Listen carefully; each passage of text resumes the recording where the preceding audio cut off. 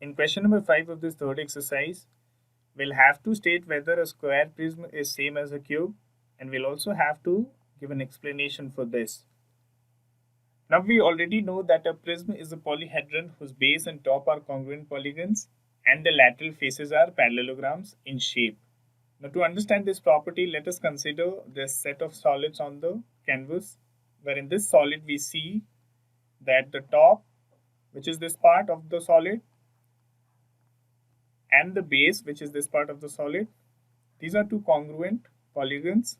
As we can see here, these two top and base faces are square faces, hence this is a square prism for sure.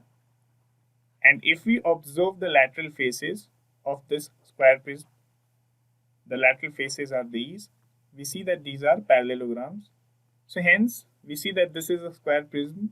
But if we consider the next solid, which is a cube, where we again see that the cube has a similar orientation as a prism, as we see this top and this base face, these two are square faces. Also the lateral faces forms a parallelogram, hence we can say a cube is definitely a square prism.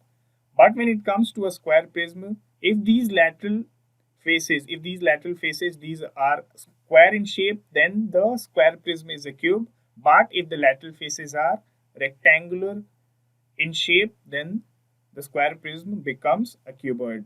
So there are two conditions for this. To answer this question, we can conclude that if lateral faces of the square prism, if the lateral faces of the square prism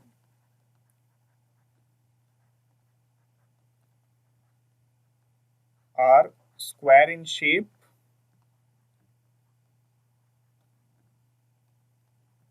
then it is a cube.